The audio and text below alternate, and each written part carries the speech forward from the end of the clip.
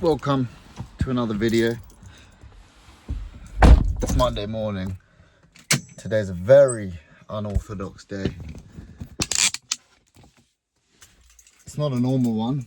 As you can see, I've just got in the car and it's light outside.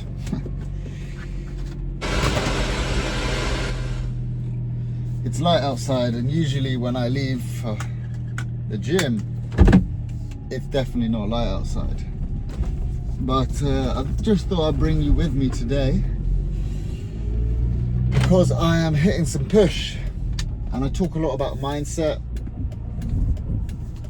and the type of mentality that you need in life. And I speak of how important it is to train this. But there is another element to training this, and that is also training the physique, training the body. And so I thought I'd bring you along with my push day today. It's a very short one. It's probably going to take me about 40 to 45 minutes. Got about 5 exercises and very simple workout. Don't need too much equipment. And the reason why I like it is because it's convenient. And convenience is king. Convenience is key, because I'm always busy. I'm always trying to do the next thing. So if I can get my workout in as quick as possible, with the least amount of equipment as possible, that's just going to make things much more efficient for me. And if you find yourself in the same boat, that you need to be in and out of the gym because you're working, then this would be a great push workout for you. So if you're wondering why I am leaving so late, it's because of a number of reasons, but the main factor is I have a lot of clients away, and so instead of having multiple sessions throughout the week, I've kind of stacked them on Tuesday, Wednesday, Thursday, Friday, rather than the Monday. So today's Monday, and I'll try and release this YouTube video today, hopefully. But my plan was and is to come to the gym for a 2-hour session, but that's changed slightly because I've got a little bit of an injury, bit of tightness in my left hip, my left outer glute. And so the idea was to do 45 minutes to 1 hour of abs and mobility, and then to do a 45-minute push day, one after the other. But I woke up this morning and I didn't even go on a run, which is very upsetting. I didn't even go on a run because of the hip, because of the glute not feeling its best, and I didn't want to make it worse. And instead of doing mobility at the gym, I decided to do it at home because I was following a program online, and it was just easier to look at my laptop, look at the videos, and check out how to do the movements properly and then perform them, rather than being at a gym when people talk to you and there's background noise and all this kind of stuff. So that's what I decided to do. Now, one of the things that occurred to me during my morning, which is quite unorthodox, because usually I'll wake up, and today I woke up and I prayed and I learned a little bit, and then I would usually go on a run. But I didn't go on a run today. Instead, I did the mobility stuff like I mentioned. And back in the day, that used to upset me in a way where it would ruin my day. You know, I completely get it. When you have a morning routine and you don't follow it, and you're used to it, you're used to doing it to the T, and all of a sudden you can't do it properly, or there's something that changes, everything goes down the drain. And my mindset behind training, behind nutrition, behind everything that I used to do was always, how can I optimize what I'm doing to make myself feel the best the whole time, and look the best, and build the most amount of muscle, and lose the most amount of fat.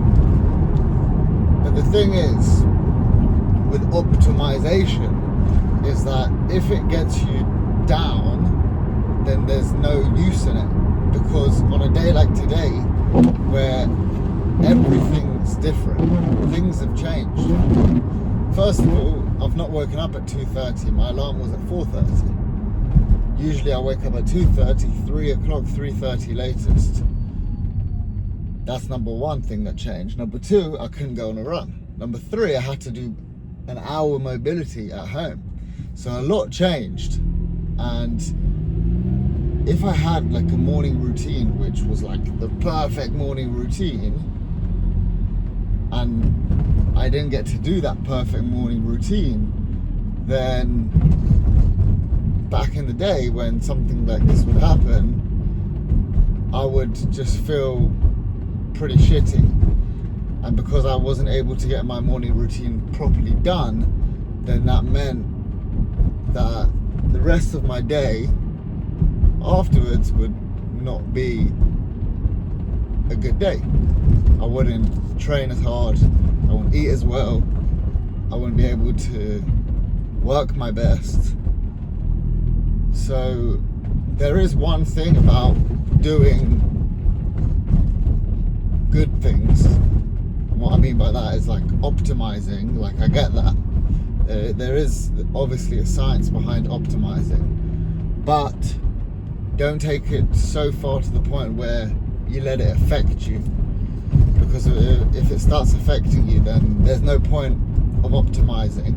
Because if optimizing stops you from actually being consistent, then there's no point in optimizing, because the answer is always going to be consistency. The answer is always going to be, how can I do this for the longest amount of time possible, because that's what's going to get you results. It's consistency that breeds the results, not the optimization. You know, I know someone who's been training from such a young age, and they look phenomenal. Training from year 7, 12 years old, they look phenomenal. Do they optimize their training? Absolutely not. Do they optimize their diet? Definitely not. But they've been training for 15 years since I've known them. So that's the answer. That's why they look phenomenal. And it doesn't matter like if you optimize. If you optimize but you don't stay consistent, then there's no point. And if a morning like this morning is going to stop me from being consistent, then it's irrelevant about the optimization. The main thing is that I stay consistent on this journey. So that's one thing I thought about whilst going through my unorthodox morning routine. Another thing I thought about was, in fact, it's not a thing that I necessarily thought about, it's a thing that I felt. And it's been many, many years since I felt this, but my girl slept at me last night, and so just about 20 minutes before I left my house, had a shower, and then I went, and then now I'm here talking to you on my way to the gym, almost there. I had to wake up my girl, and in order to do so, I actually got into bed with her. I got into bed for like 5 minutes. And one thing I never do is get back into bed after I've already gotten out of it. So that in itself was already like completely off. And the other thing that happened, the thing that occurred from this was that I had this feeling, which I used to feel all of the time, which brings me back to kind of like my older days, was where I didn't want to go to the gym. I didn't want to train. I felt like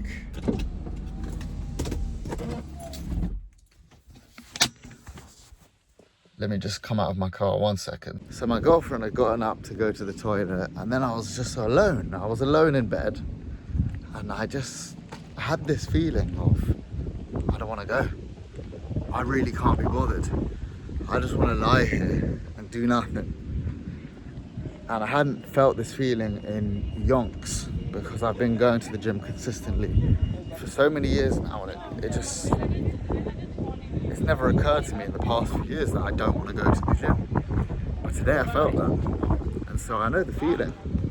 I reminisced about the feeling just there.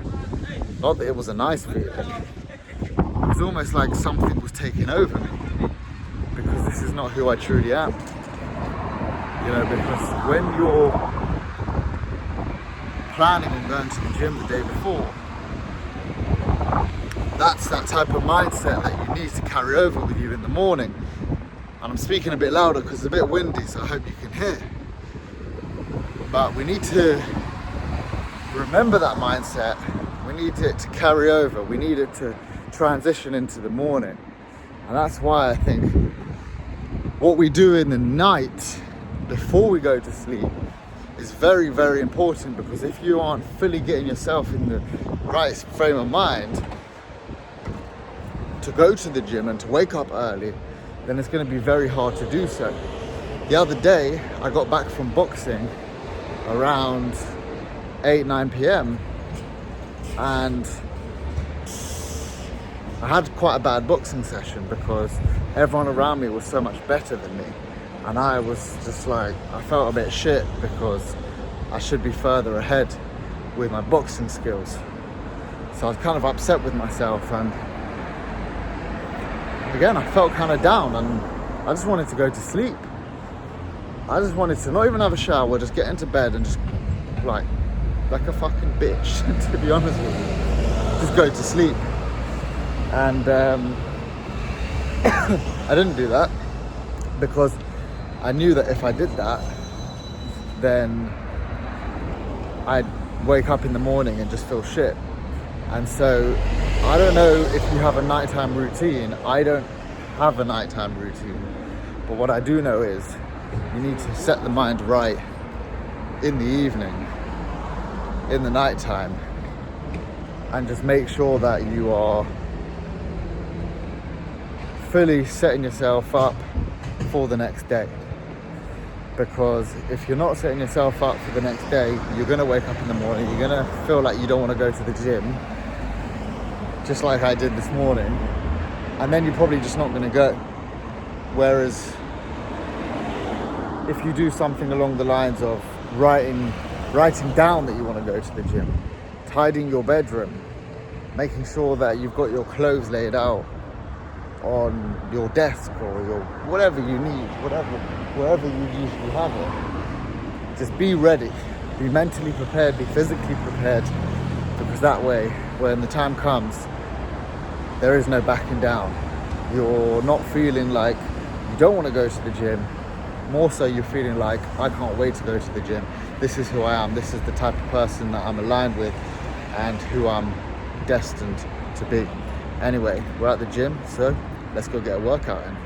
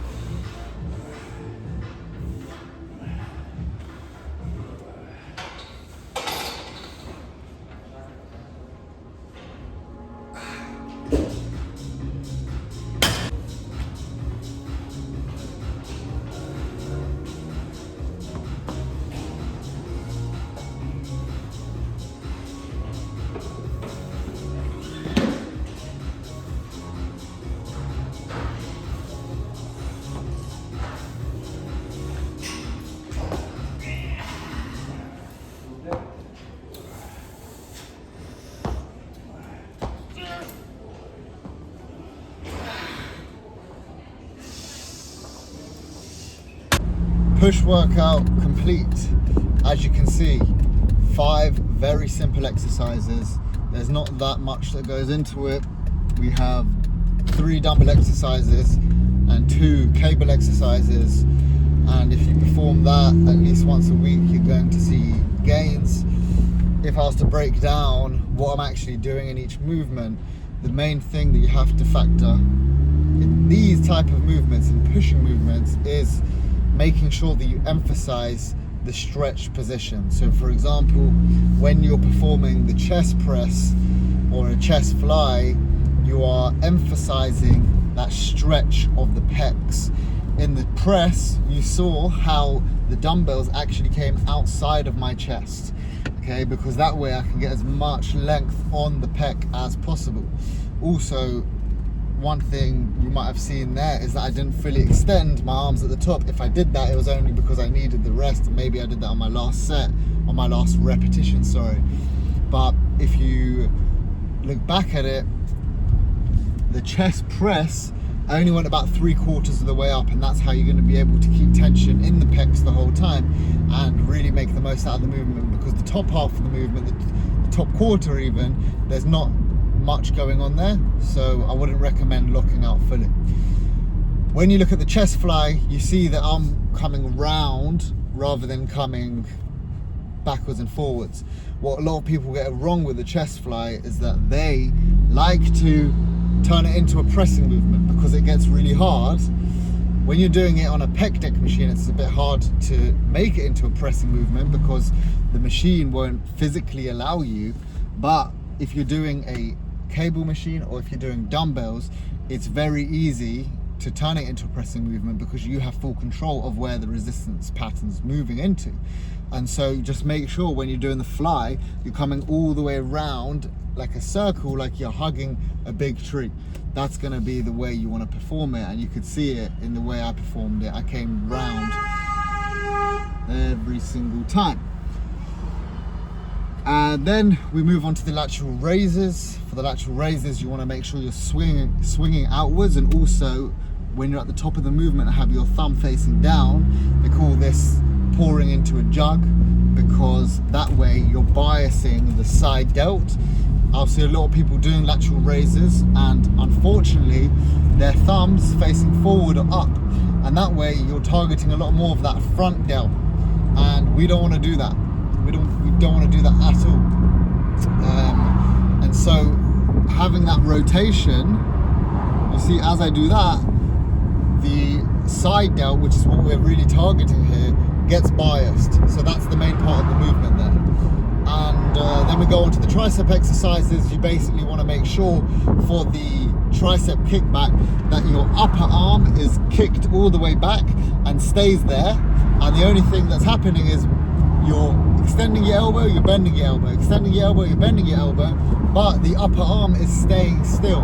And that goes at the exact same when you're doing the tricep push down. The last exercise that I did, again, you want to keep your upper arms completely still, and you're just looking at bending and extending the arms, the elbows, and just make sure you're going all the way up and all the way down for the triceps. So that's basically the push day. Didn't want to do it, did it anyway, feel better for it. Now I can move on to my next day, which is a pull day, which I'll be doing tomorrow. And that's how you keep the consistency going, by just having your program on repeat. For me, it's push, pull, legs, and I'll just continue push, pull, legs, push, pull, legs, push, pull, legs. I do a minimum of 3 workouts a week, sometimes 4, sometimes 5, sometimes 6. I love to train 6 days a week, of course with Saturday, Shabbat being my rest day, because not just because it's good for the muscles, but because it's good for the mind. You know, one of the biggest things that I like to do, and the reason why I do a lot of the fitness stuff, is to strengthen the mind, is to gain control over the mind and over your life. Because I always have said that if you have control over your life, then you can dictate where you go, and you can dictate also how you feel. You know, because it's very easy for food or people or the government or the school system or anything else that you want to blame to take control over your life. It's very easy, because all you simply have to do is let your inclination, your desire take over. Oh, I want that piece of food, and you eat it just because you want it in the moment, but you know it's not the right thing. For food to be the one to dictate your future and take control over you, and you want to be in full control over your life. That leads to happiness, that leads to taking accountability, that leads to taking action. And so I always say, training, yes, is for your body and it's to keep you physically fit, but it's also and mainly to keep you mentally fit. So if you need a reason to get in the gym today, if you need a reason to stay consistent at the gym, just remember that you have the power to take control. And you know you have the power because, like I mentioned in my last YouTube video, and if you haven't watched it, go and watch it because it's a very powerful video. Like I mentioned there, you know you have that inner force to do anything you want, to push you to do anything you want in life, because you have the inner force when you don't want to do something and it gets you to do the thing you don't want to do. So the inner force is obviously there. So the inner force is there, and you can pull it in the other direction to do right by you instead of doing wrong by you. Anyway, I hope you guys liked that push day. You can use it, you can implement it. All you need to do is write down your reps and your sets and the amount of weight you're pushing on your notes app, and that way you can constantly progress, because if you're not progressing, you're staying the same, and if you're staying the same, you're falling behind. So use that, get strong physically, mentally, and really just strive every single day to become 1% better, so that you can live the life that you're meant to live for yourself, for the people around you. And on that note, be good, stay strong, and I'll see you in the next video.